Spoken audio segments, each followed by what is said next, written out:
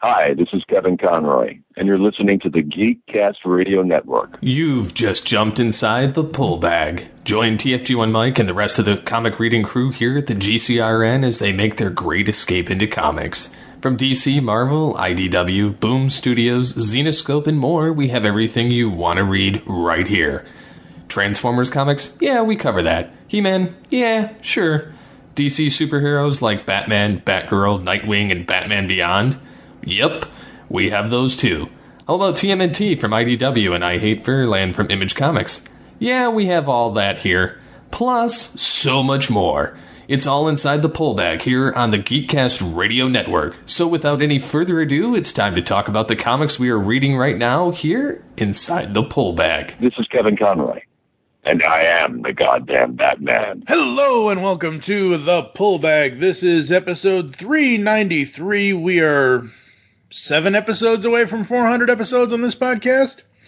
I am one of your hosts, TFG1 Mike, and joining me this week in the brand new year 2021 is Edward and Kendra Hale. Hello. Hi. Hello. Yes, we are here, and we are diving back into the new 52 from DC Comics to talk about Batwing. Most people might be scratching their heads and saying, but why? Well, here's the thing, folks. Now, Kendra and Edward know of most of the one of the writers' works of writing here. I knew of him, but I wanted this to be the first thing, because this was the first time I'd ever heard of Jimmy Palmiotti. So when he and Justin Gray were put on this book way back in, I don't even remember when it was.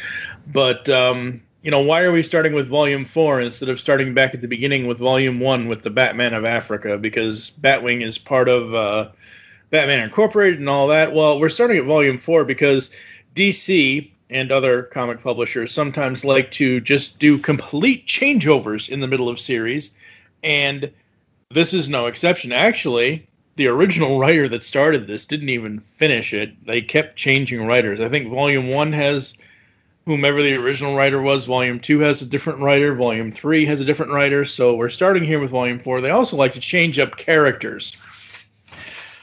So when I approached you guys with this, and they're like, do we have to read all the... I'm like, nope. It's pretty much a fresh start. There's a little bit of transition in the beginning, but other than that, fresh start, fresh everything else. And I love the Fox family, so I wanted to see what Luke and Lucius and all of them are up to. Oh boy. So yes, Volume 4 of Batwing. Welcome to the family. As I said earlier, the creative on this is Jimmy Palmiotti and Justin Gray on writing. Eduardo Pensica is the penciler. Julio Ferreira is the inker. And Jason Wright, along with Hi-Fi and Paul Mounts, are the colorists for the creative. When you guys read this, what was your first thought, Edward? Did you feel out of place in the beginning of it, because it doesn't start with the Fox family. It starts with David, who is the original Batwing, who is the Batman of Africa. Yes. I was kind of out of sorts. I mean, I knew who the first Batwing was because I had picked up the Batman Incorporated stuff right before the New 52 started. And, I was kind of whatever about it. I neither liked nor disliked it.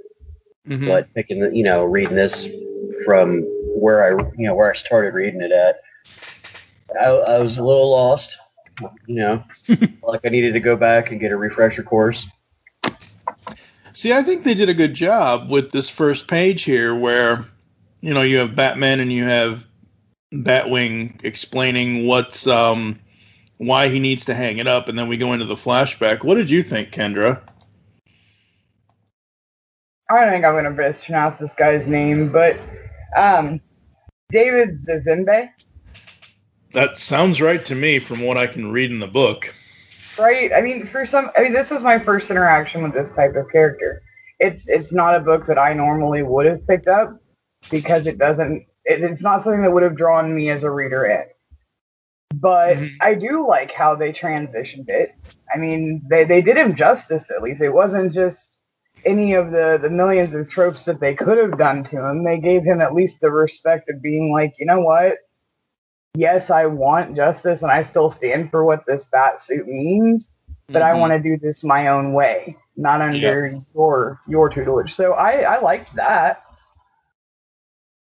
Yeah, that was really, really fun. And we basically spend this whole issue, this whole first issue part of the trade here, going through David's last adventure as Batwing, and he and Batman, parting on good terms. And then we get back to Gotham and we get to the Batcave, and I'm like, yes, Alfred! Anytime Alfred shows up, it's always good. I agree with that statement. Obviously, he's never not going to show up unless somebody does something stupid and kills him off, which why any right to kill off Alfred is beyond me. Okay.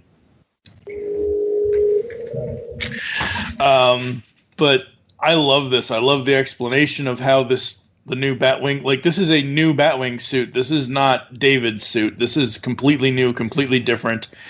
And the guy I should have said at the beginning of this, folks, if you haven't read this yet, there are probably going to be spoilers in this podcast because that's what we do here inside the Pull Bag. The original guy Bruce wanted for Batwing was Lucius Fox's son, Luke Fox. So cool. Keeping it in the family. That's right. Let's be for serial real quick. I don't mean to cut you off or anything, but I want to interject that everybody who saw this suit the first time that you get the full reveal page of the new suit and him in it and everything like that. Yeah. First thing in everybody's mind was, okay, so this is a Batman Beyond prototype suit. Of course. Where's Terry? Right? Where's McGinnis at? Damn it! Yeah, of course, and absolutely, and it's just, I love the way they lay this out. I love the way the entire, because I'm looking at it in trade, I love how it's laid out where each part of the story is like Batwing version 2.0, welcome to the family, and we open up with that, and he's going against the Marabuntu, and he's still doing stuff in Africa, so that's nice that they still have that going on, and the whole, I love everything about how the layouts are done in this comic and how the story beats. And again, if you use Comixology and you use their patented guided view thing, just the way that it does the storyboard paneling, I just love it so much. And the one panel where it's like, what did I get myself into? If you do it in guided view on Comixology.com, it's like the full screen of my monitor is just that line with the black background and the white text, and then it cuts to other parts of the page, and I just love the way they do that. We read it through the DC app. Yeah. Yeah, and I think DC has the same, the DC app has similar along those lines, yeah.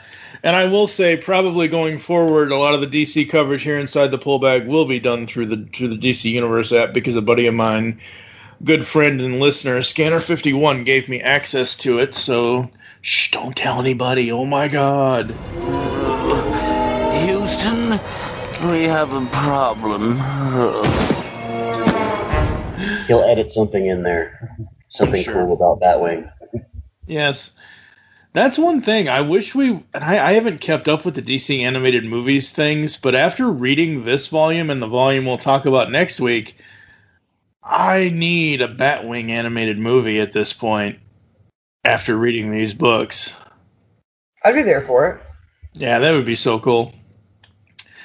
I wouldn't not watch it. There you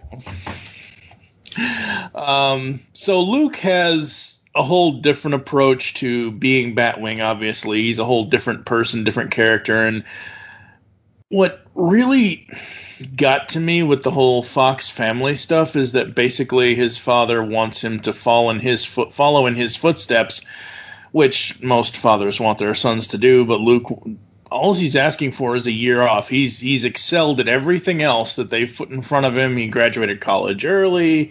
He's done all this. So he's not necessarily the full genius that his dad is, but he's right up there. I mean, you could say that about any of the Fox children. I mean, each and every one of them is I know, yeah. ridiculously smart. Yeah, absolutely. Fox genes, man. Well, his wife's smart, too. Yeah, absolutely. So Luke gets to be Batwing, and he basically has to learn as he goes, obviously, because Batman did not spend years training him. After all, he's not Robin. Yeah, I was going to say, if you notice kind of a reoccurring trend with Batman and his family or subordinates or whatever you want to call them, if they're not a Robin, they kind of get thrown in the deep end of the pool, like, immediately. Oh, yeah. Like, oh, you're going to wear this costume. Oh, shit, the Joker just took over the entire city. Let's go. Or, Bane just killed everybody. Let's go, That's the one thing I like about this, starting where we're starting here and finishing off this series, because sadly, volumes 4 and 5 were the last of Batwing series for the New 52, and I don't know, because I have not kept up with Rebirth and whatever's coming. I don't even, what Futures something, I don't even know what it's, the new thing is, whatever it's called. I don't even know if Batwing has been in anything else past this. They are, actually. Okay. Yeah. I will say this, though, like, kind of jumping ahead to next week's episode, the last issue, which is part of the Future State crossover, or, no, Future's End crossover. Future's End, yeah. Confused the shit out of me, because I was like, damn, this is just now ending? And Future State just started last week? Let's go. What's going on? Then I was like, oh, wait, this was that crossover a few years back. Never mind. Yeah. Now I'm an idiot. Anyway. No. Yeah, the ending to this series is just, it's so heart-wrenching. But in the middle of it here, we have, and this is what I like, you take Luke and you put him in this Batwing thing, you give him kind of the love interest with Xena or Xenia or whatever her name, I don't know.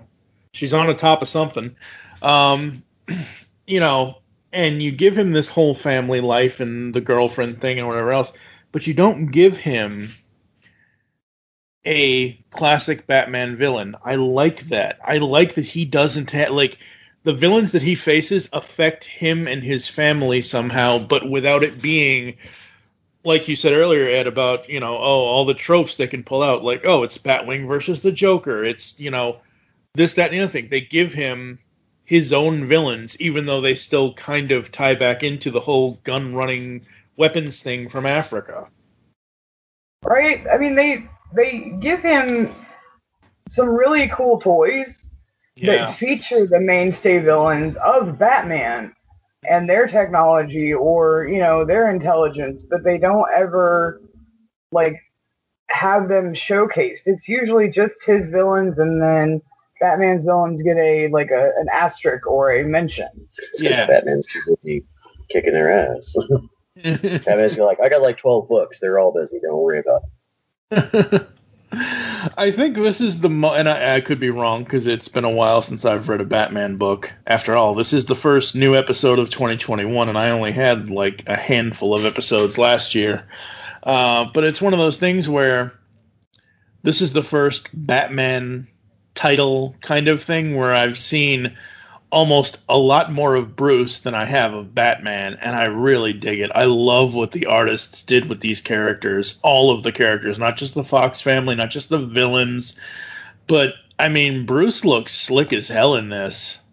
Yeah. He looks young as hell, too. True, very true. I mean, he's fresh out of 25, you know what I'm saying? A couple shots walking there in his suit and tie, and you're just like, age regression? Uh-huh. Is that Tommy Elliott? Come on, man. No, please. Stop fucking with me now. Yeah. We get one shot of the Batmobile in this trade. Absolutely love it. Always love when the Batmobile shows up.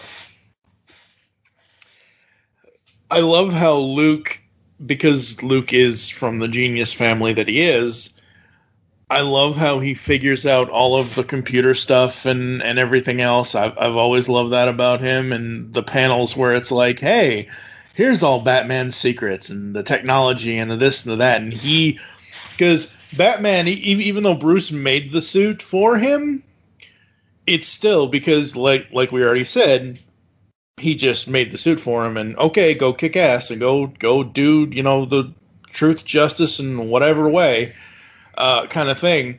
Luke has to constantly upgrade it and change it to fit him as he's doing. Like he changes certain parts of the tech and things like that. So I love seeing, him doing that.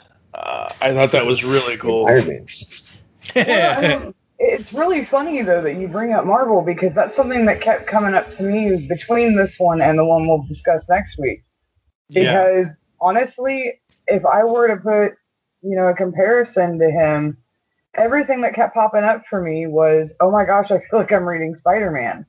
Yeah, you actually said that too. Sitting next to while we're reading it. Because it really does. Like, when you're seeing what Luke Fox goes through, especially when it comes with the duality of him being a hero versus being, the son of Lucius Fox, It's Peter Parker. It's him trying to figure out how to balance, what side do I show my family? How much do I trust my family with versus, what do I keep hidden behind the mask? And he's having to deal with that all throughout these volumes. And that's something that I love. I do love getting to see those interactions where you see him stumbling to, try and figure out what he's going to use as an excuse for his mom or for his dad, or for Zena, or, in the case specifically for this one, like where he'll use an excuse given to him as a way to, paint a picture for his family of what's going on and why he chooses to do things the way he does. Yeah. It's very, very interesting because it gives you an insight to the Fox family and how close they are and how someone could still be this secretive within that type of a household, especially for someone as smart as Lucius Fox. Exactly. Yeah, I liked seeing that aspect when I was reading it too, because I'm a devout Batman fan. I've read almost everything I can get my grubby little mitts on for Batman, and you never get that look behind the curtain at Lucius Fox's life. And if you do, it's some sort of cataclysmic event going on in all the Batman books all at once. Right. Yeah. But you never get to see him be a family man, sit down and have some breakfast with his wife or something like that. Yeah. But here, that curtain's pulled back, and you're like, oh, okay. One of my favorite supporting characters in his entire family. That's fucking cool. Let's do this. Yeah. That's a smart ass like Peter Parker. Like, and I get, there's so many things where I'm like, oh, okay, so Batman doesn't like sarcasm. It does. Yeah, is sarcasm. Oh, okay. They even throw in boxing. It's really hard not to make a comparison. So I think Jimmy may have been channeling his inner Peter Parker. Or maybe that's who he saw this as while he was writing him, where he's like, yeah, who do I compare this to when I step into the shoes to write this character? What would he feel like being Batwing and being thrust into this world where he has to hide it from his dad? Yeah. And from the rest of his family. And it's really hard not to cross over into Spider-Man since he's had to deal with that too. Yeah. Mm-hmm. Side note, though, I love the fact that everybody kept calling him Batman instead of Batwing. That'll come up next week, too. Because next week is by far... I actually tweeted at Jimmy. I said, I don't know if this was you or Justin, but I love this. And it's a thing I'll reveal in next week's episode. And he's like... If it was witty, it was probably Justin, because that's the thing. There are two writers on this. Now, up until I heard this, I had never heard of Justin Gray, and I'm sorry, Justin. And I'd only heard about Jimmy in passing. Like, I had never read anything else he has done. I'm going to obviously rectify that in this coming year. But it's one of those things where, because I've never really read either one of their works, I don't, like, you read, let's say... you read New 52 Nightwing with Kyle Higgins, and you read Nightwing Rebirth with Dan Jurgens. You can easily tell the difference in the way, like, you can tell who's writing it by reading it and then what lines they choose to bring up or what quips they choose to use. Here, I could not tell because I had never really read either one of these guys. And I think that's cool because actually, all three of us are coming to this fresh. None of us have read this before.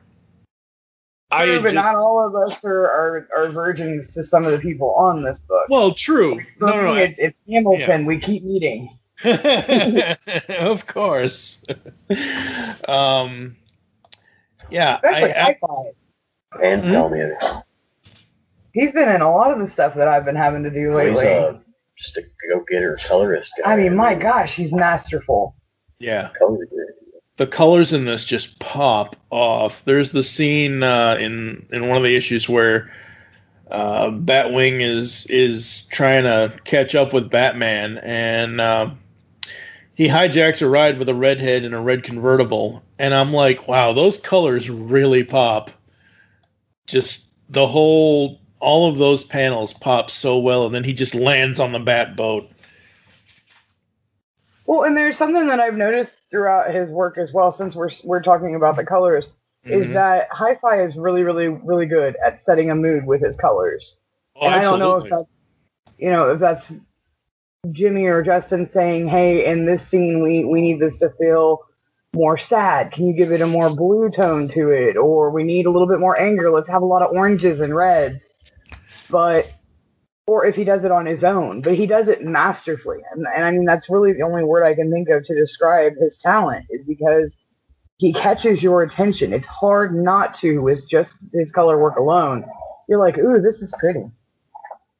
Mm-hmm. Yeah. And it's so, because in part of this, you have Batman, like I said, you have Batman and Batwing teaming up to get aboard this ship and things like that. And like the part where they're scaling the ship, and I'm like, those are two very different Batmen. Like, I don't know how, like, yes, I get it. It's a black suit with a blue bat, and, his whole face is covered, but, I like how some people point out, I think it's in next week's episode, that, Batman's face is usually uncovered, so this apparently is not Batman. Right. And that's what I love, is that they write it to the point where the criminals actually figure out, oh, right, this isn't Batman, but he's still a badass. Right, and more to that point, there's a scene where he's saving a family, and at first they're like, oh, it's Batman, yay, Batman's here, and then as he's consistently fighting all these villains, they're like, wait a minute, no, it's not Batman. Who are you?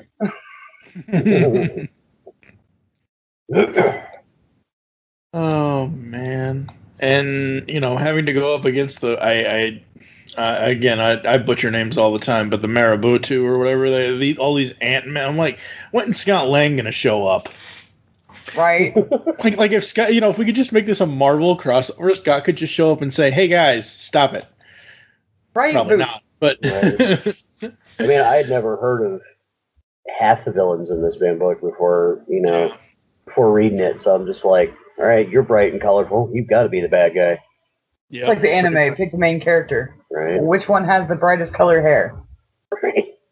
That's true. Who's got the lavender eyes? You're our man. Let's go. Mm-hmm. And I love that. So part of the story is that this crime organization has kidnapped Lucius Fox, and Luke has to go save his dad, and that's what he and Batman are doing there. And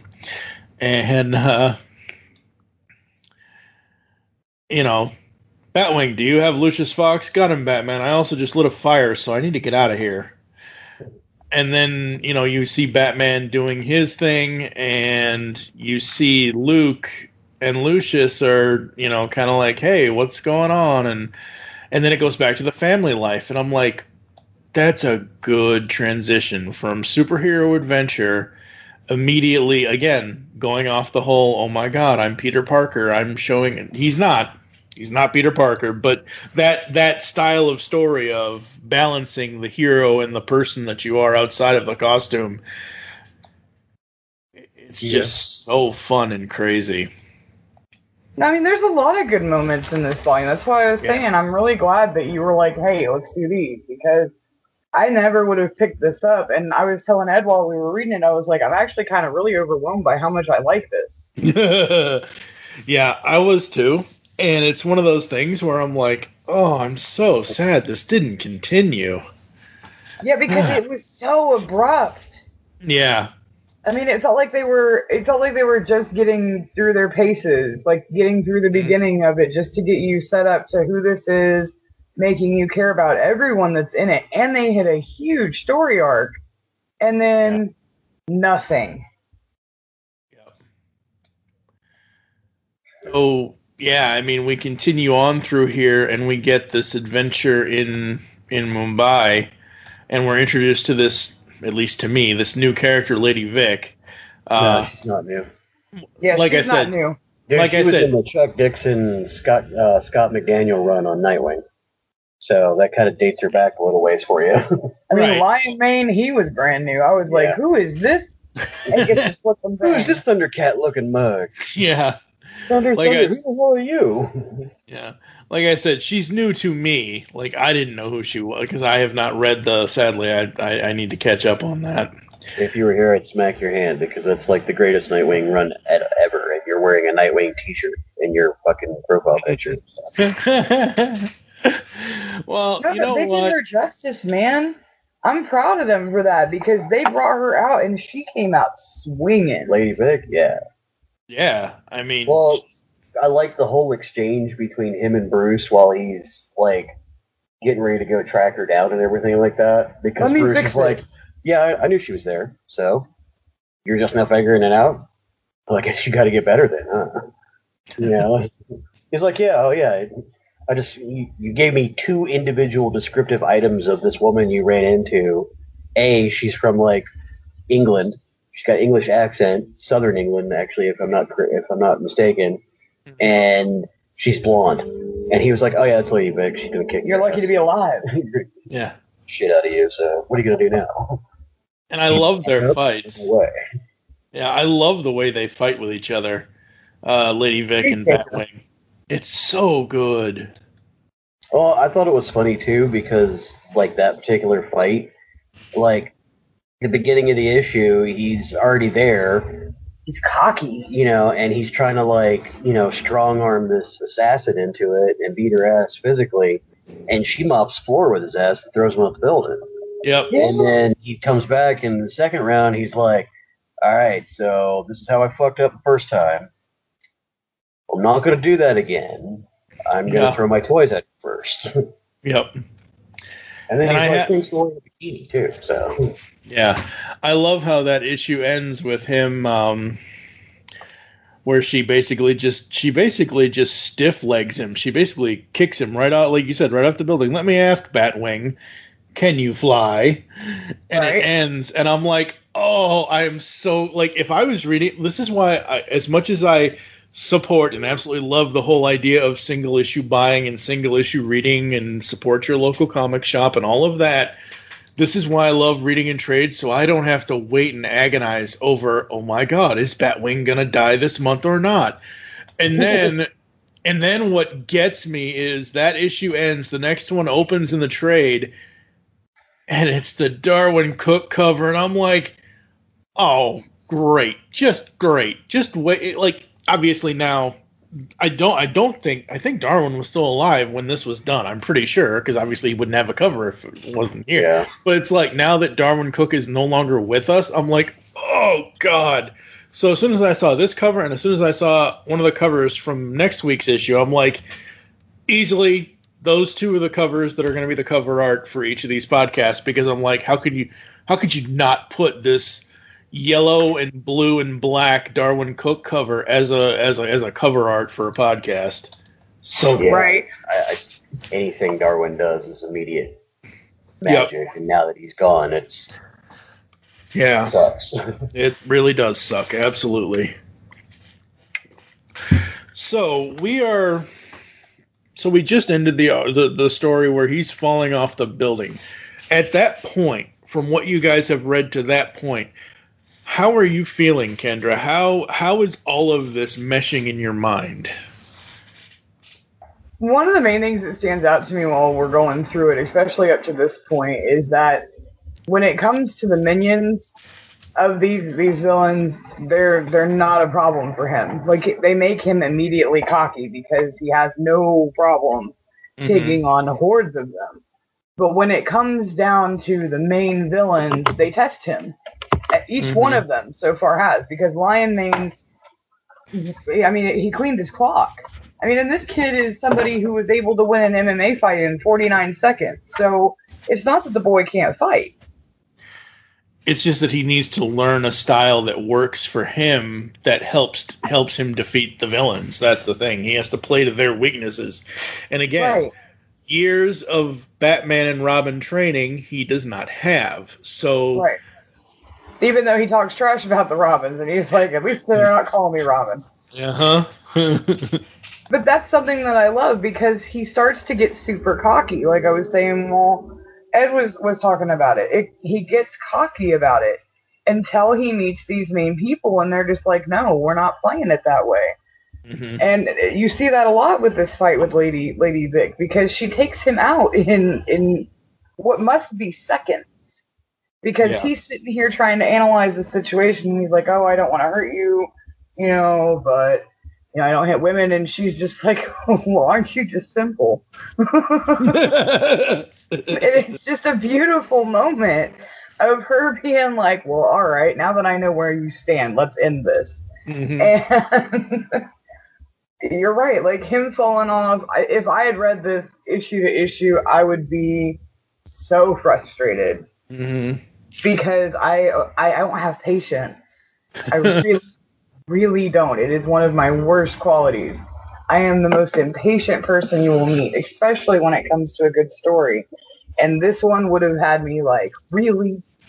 Yeah, that's like with me. Like, I don't want to... Like, cliffhangers are great. They really are. But I need the whole story. Like, if you're going to give me a 5-issue series where issue 4 leaves off on a cliffhanger, I need to immediately read issue 5 to see what happened. How. Yeah, exactly. And it's like, this is why I love streaming services so much. I can watch a whole television series on whichever app I want, and I don't have to worry about week-to-week airings or whatever. Yeah. We are a society of instant gratification. That's right. It's where we are now. What about you, Ed? What were you thinking up to this point of the first fall of Batwing? I was kind of on the fence, honestly, reading it. I mean, again, devout Batman fan, so I'm always reading that, and I'm used to the cliffhangers, but some of it was grabbing me, and other parts of it just were kind of like, whatever. Can I get through this so I can get to the next, brightly colored ant guy that he's going to smash into or whatever. Right. But, I'm going to be the downer in this party. I wouldn't have continued reading it if it was just for the first issue or two alone. Yeah. Because the story just wasn't grabbing me. So. Yeah. And that's fine. Hey, if it doesn't grab you, it doesn't grab you. That's cool. What I love as we start this next issue here is... as he's falling, he falls over rooftops and through things and down things, and he ends up crashing into some sort of stripper's dressing room? I don't know. Everybody screams, and please calm down. Not gonna hurt anyone. Please, it's okay. The girl screams, and she basically just shoves him back out the window. I'm like, damn. It's Gotham, bro. True. People ain't screwing around in Gotham. True, but it's Look who they've had to deal with their whole lives. That's true. I mean, Scarecrows and Jokers and Riddlers and Banes and... Oh my. But I like how they do... I think that you guys have already brought this up. I like how they show him what I would consider to be teachable moments. Oh yeah, absolutely. Like with Lion Mane, he learns that brute force is not the way to go, and with Lady Vic, he learns that relying solely on his technology and his toys is not the way to go. And with these lovely strippers, he learns that calm down is probably not going to work. Yeah, no. That's the way with most women.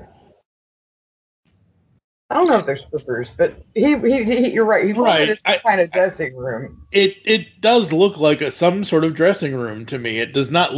That scene does not look like it's a Gotham High Society party with champagne flutes and things. It looks like they're getting. I mean, yes, they're not all naked or anything like that, but I mean, one of them. I don't know. They're all on their phones and. Well, they do have champagne, so it might be. I don't know. That's even more common in the stripper. Thanks. Yeah.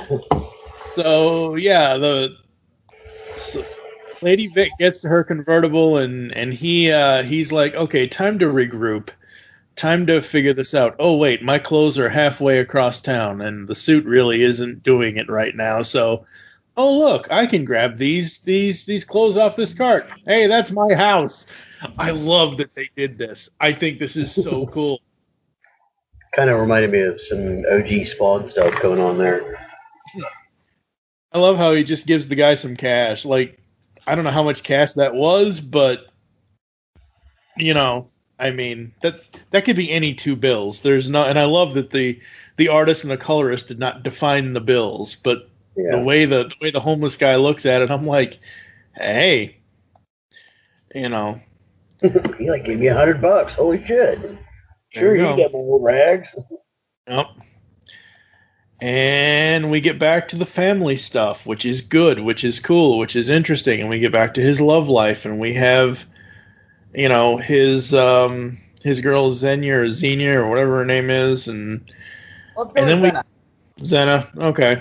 Xenia. No, there's no I. It's just Xena. I don't know. Just trying to be outside the box.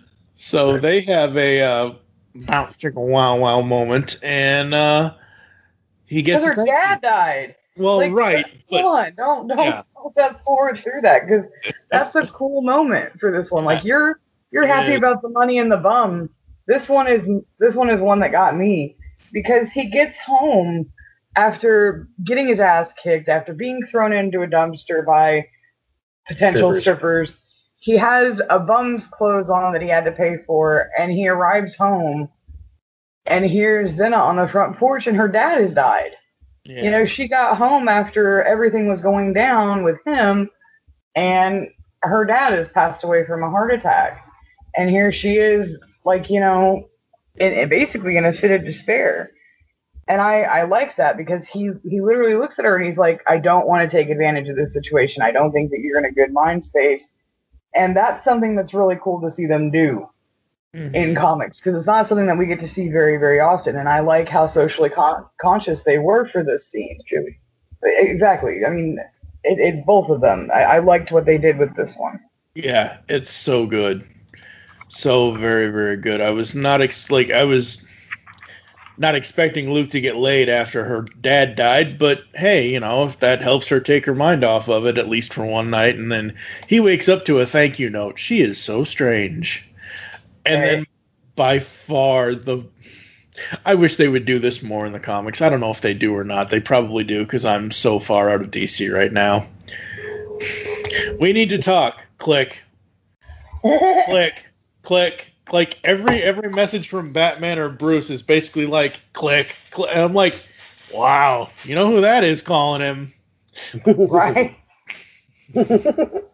Sitting in a completely silent comic book. Click. Oh shit, he just got a text from Batman. Yeah. So cool. Click. So good. They don't have a bat symbol anymore. They just send text messages. Click. Yep. Must be important. I really like the family dynamic in that scene too, though, because he's got messages from his mother as well. Because she was scheduling a family dinner, so that everybody would come together, and she's like the neutral party between him and his dad, which is I mean, that's a real family dynamic. Where, you know, she's like, I've got your dad calmed down, just come on over. Let's get past the tension and the rhino in the room and have a family dinner. And that's something that you see consistently. I mean, his family, for me at least, I don't know if you guys got this as well, but there are some moments where I fully can understand some of the things that Lucius will say or expect of his son. Same thing with the mom. But they are. There's some where I'm just like, okay, but was this necessary? Like, I think you're just angry to be angry at this point. Yeah. I kind of got that feeling about his mom for most of it. Well, but Lucius is the same way. And I know, Mike, like you had said, he expects so much from his son. But there are some parts where I'm just like, okay, but there's expectation, and then there's just like...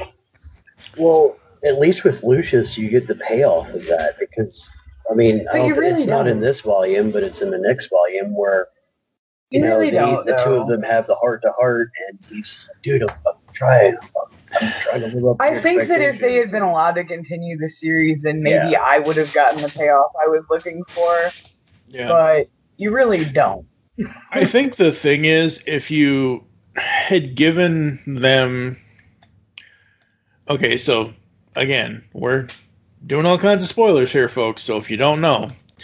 that's right. And knowing is half the battle. The other half is red laser, blue laser. The only person that gets to know the secret of Batwing is his little sister, Tiffany. Yeah. I both love that, and I think it's also a thing of, we go through this whole thing. Again, it must be in next week's, because we were originally going to record these all at once, folks, but sadly we can't. It's one of those things where, Lucius asks Batwing at one point, "Oh, that technology, I recognize it, blah, blah, blah, blah." Like, I wish Lucius knew the overall Bruce Wayne Batman secret. Now, I don't know if that necessarily would put him in a Dark Knight kind of sense, where it's like, I can't be privy to this. Okay, Lucius, type in your name and press enter and it'll be done, kind of thing. But right. There were times where I'm like, oh, I wish he could just tell his dad, and I wish his dad would stop calling him.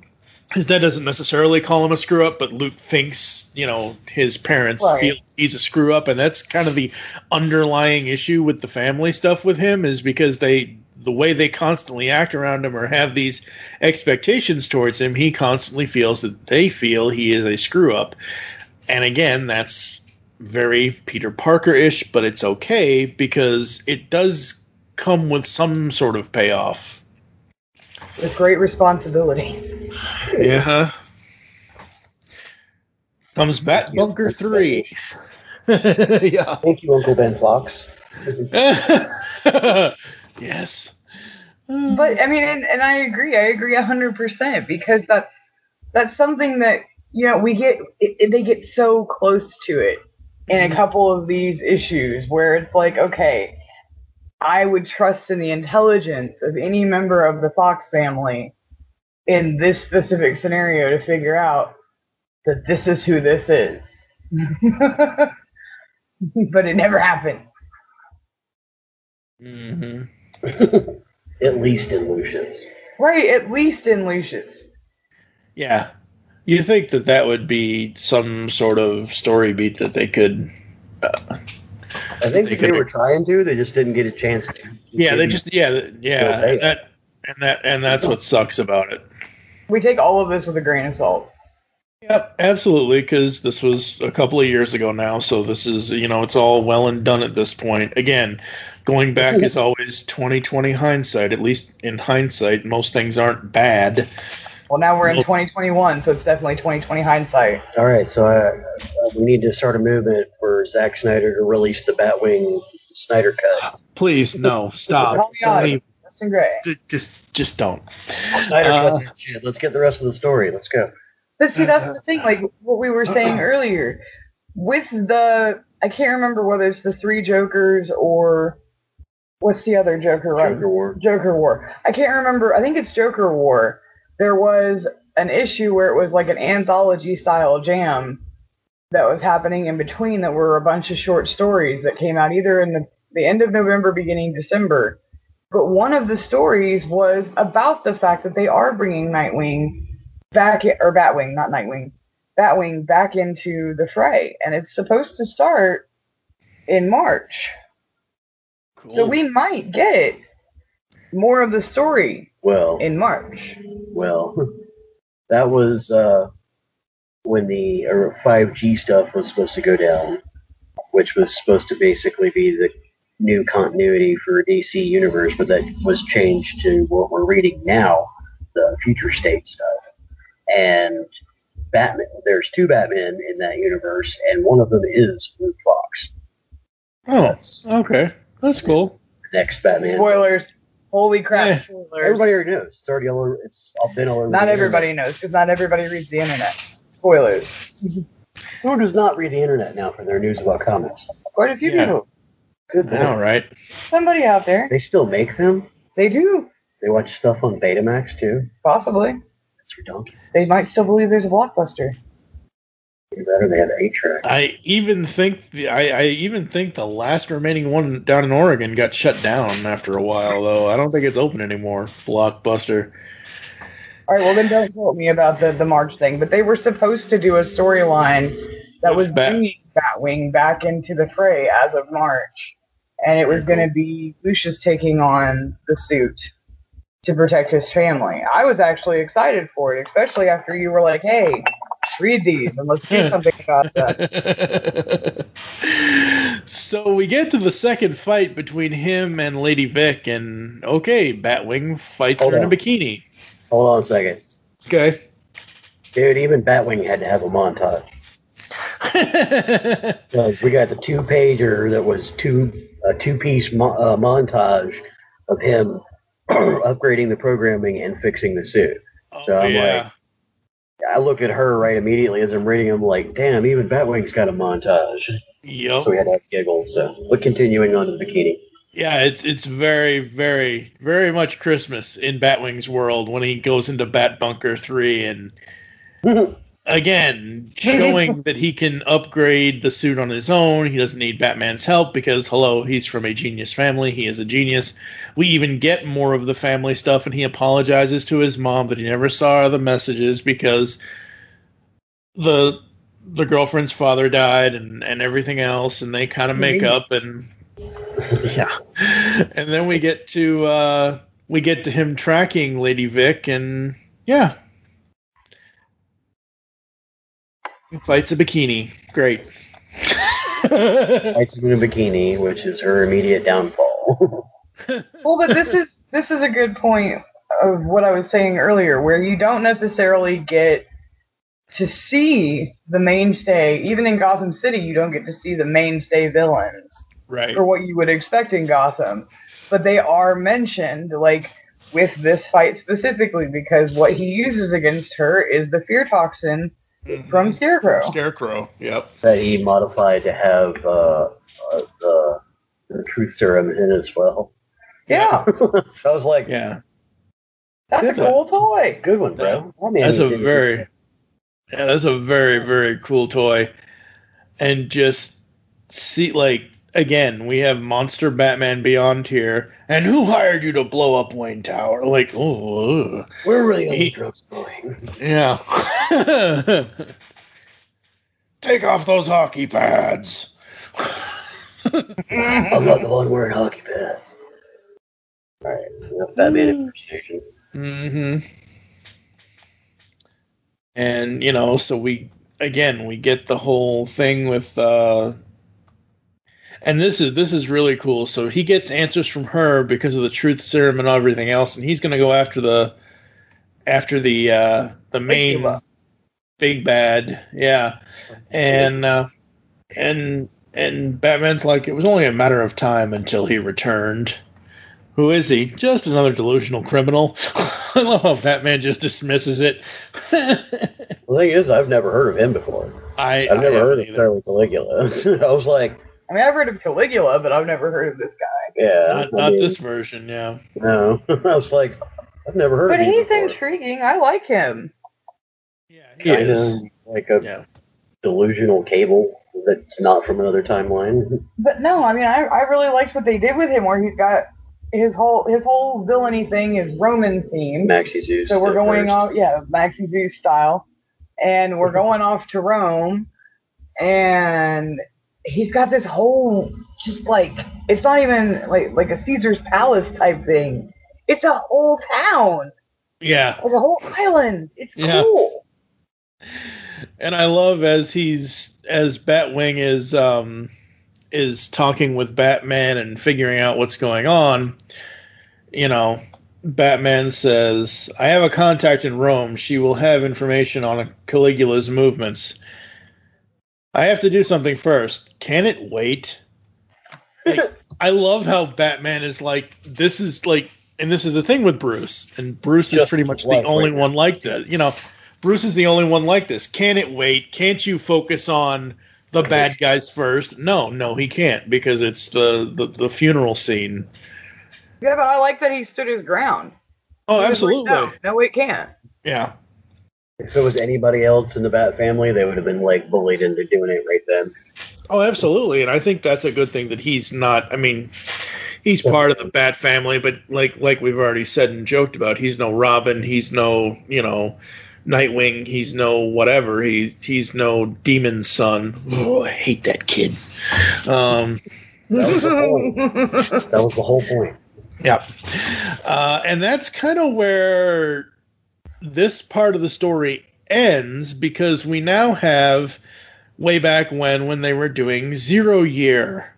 And this is where the confusion probably comes into play. Dude, I got so aggravated when they did that. I warned him. I was like, look, you're going to come up on a couple stories here in a bit. Because I was ahead of him for this read. Yeah. And I was like, you're going to come up on this and you're going to be like, where am I? Yeah. And sure enough, he got there and he was like, why does it keep flip-flopping? Where are we?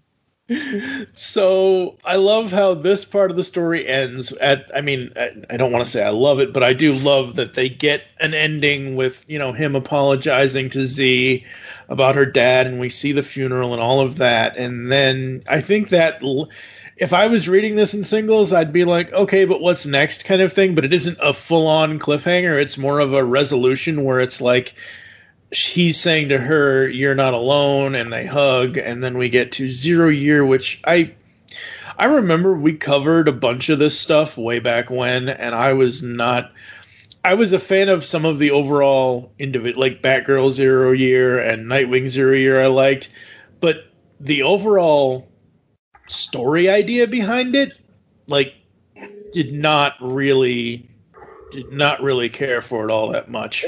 Other than the fact that it set up the next arc in Volume 5, yeah, it was literally it was a cast-off issue. Yeah, pretty much. I mean, it was like, ooh, we're going to show his determination to get back up. What do we do when we fall? When we get back up, why do we do this? Because gravity. I don't know. I mean, because it's kind of an Uncle Ben, Daddy Wayne. I love that everyone is in the Spider-Verse now. Well, my head's already there anyways because I'm playing both the Marvel Spider-Man games. I know. Yeah, but I do like I do like what the 0 Year issue does though here, because it basically gives Luke his own villain, who is a former best friend or a former friend kind of thing. So I like that, but yeah, you guys are right. This is basically, hey, we gotta beat the bad guys, and then we gotta run, and then we gotta this, and then we gotta that. And I mean, I'm not trying to take away from the writing at all, because it is very good writing. It's just like we said, it's very abrupt. Yeah, you feel like you're in the middle of this Caligula shit, and then all of a sudden, 0 Year. We're like, what? Yeah, go back. I want to go back to the other stuff. But it serves its purpose. I mean, like you said, Mike, it sets it up for him. You get to see the creation of what happened to create this villain. And I absolutely love what caused this. I don't love it in that sense, but I love what we see causes him to snap and why he takes one path versus another. So I like that a lot. Yeah.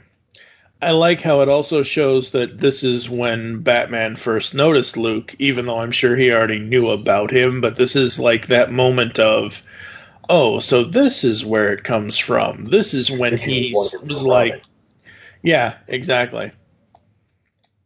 Yeah, but I like that too, though. I mean, I'm in the same boat, because you get to see not only, because it's mentioned several times where whether it's Bruce or Alfred for that matter, being like, oh, well, this was your first pick, and this is who you wanted in the beginning.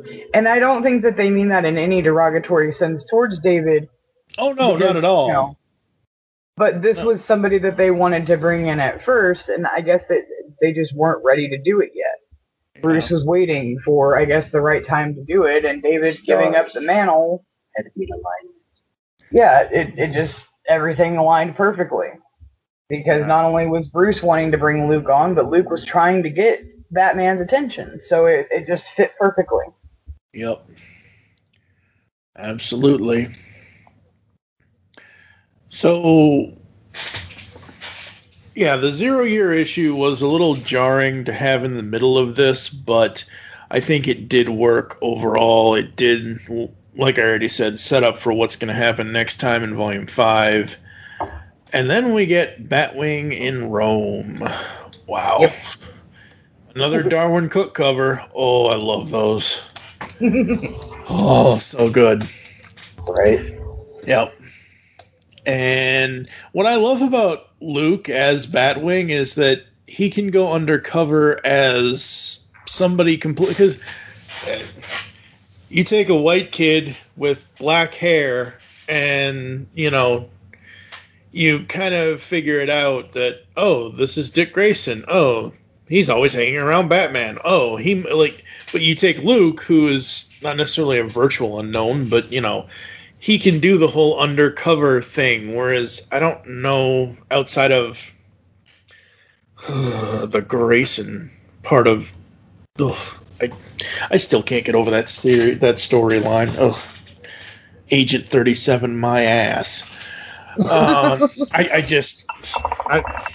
Bad things coming into my mind from when that happened. Anyway, just was not a fan of that. But, you know, Luke can go undercover and because no one knows him and no one knows who he is, and he's not really tied to Bruce or the Waynes, other than the fact that obviously his dad does work for him, but it isn't like he's... Like we've already seen in this trade, he's not chummy with Batman. He's almost an antithesis of Batman because Batman doesn't like quips. No.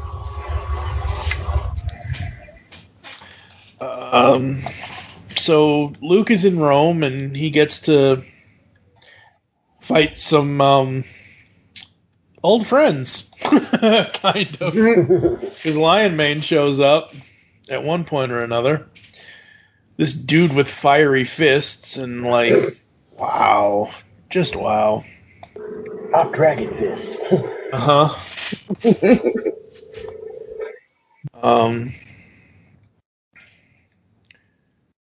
So yeah, I mean, this was really fun and cool. And again, it's showing Luke out of the suit. It's showing him doing things without needing the superhero part. He's still a superhero. He's just not having to be in the suit all of the time. Right. What are you guys thinking to this point? I like that, like I said, I really like that we're getting to see different villains and that we're not... I mean, I know this is something obviously central to Batman Incorporated, but I like that we're not always in Gotham. Oh yeah, that's refreshing. I like that we've been to Africa, we've been to Rome. I mean, and here in Rome, we not only get to see new villains, but we also get to see, I think her name is Legionnaire. Yeah. Legionary, yeah. He's part of the Batman Incorporated. Right. I love that we get to see different heroes as well. So for me, I mean, I was hooked by this point. I was invested. I cared about Luke as a character. I cared about the Fox family a little bit more. This was a good point. I mean, I really liked it. I liked seeing Caligula's little island. Like, I was super excited. Let Mortal Kombat begin. The gladiator scene. Oh, I was like, yes, you have me. Let's go. So there's several things, and we all know this. There's several things that you have to do at some point during a Batman story, no matter how much time you get on it. Get on the story, get on the writing, or in the art. You have to at least show a cool Batmobile scene. They've already done that. You have to at least show a few good Bat gags. They've already done that. And what is super cool, the best thing, it might actually probably become my Facebook cover photo at one point, is the scene where Legionary says, Caligula has locked himself in the control room and is blowing the place up. This door is impenetrable. Not for long. All these all these Batarang bombs he throws. I'm like, oh, that's a good Batman image showing Batwing throwing the Batarang bombs. That is so cool. I love that. I like the fact that they actually weren't bombs; they were thermite, and they melted the door. they melted the door. They weren't actual bombs that were going to blow it up. But yeah, you're right. They melted the door, and that was so cool. Oh look. I mean, if Batman had done it, the door would have exploded. There'd been some smoke and probably a couple bats and shit like that. But then he comes in and just melts everything. He's like, "What's up? Let's do this." Caligula's face was priceless in that panel. It reminds me a lot of. I mean, you could have switched it between Batwing and Caligula and had Batman and Riddler there. Just the amount of "you foiled my plan." What? It was brilliant. I'd have knocked him out just for saying foiling. And I don't know why Luke had to pull a Superman line as he exits, though. Up, up, and away! That was such a jab. Oh my god. Right. I giggled. I was like, really? Really? And we get a whole nice splash panel. Look, Rome is burning. Yeah. He has jokes, too. That's what I thought was funny. That's what I was saying earlier. This guy is Luke is such a smart ass. Yeah. And I love it. I'm here for it. His inner Peter Parker's coming out. Yes. And then Legionary's like... He's got jokes and they're funny. Yeah, Legionary's like, why don't you stay for a little while? You'll eat like a king. Yeah, sure. Well, I do love Italian, and that's how we end this one. Oh, man, this was so fun. I was irritated because they ended it. I was waiting on the next issue where they're going to go eat like kings and like take down some more bad guys and shit. And then it was like volume 5, and I'm like, oh. Right? It was like, and see, that's what, I think that's where I was just like, okay. Like, if I were a reader back in the day, and I went from main story, side story, main story, where's the rest of it? Yeah. I would have been so mad as a reader. I don't know if I would have been petty and just been like, I'm done, or if I would have been like, all right, fine, you get one more issue, but no more flip-flop. Yeah, but it is so good, and it is so fun, and between the writing and the art, it is all done so well. Yeah. I love the art. It was great. Yeah. Enjoyed a lot of it. Absolutely.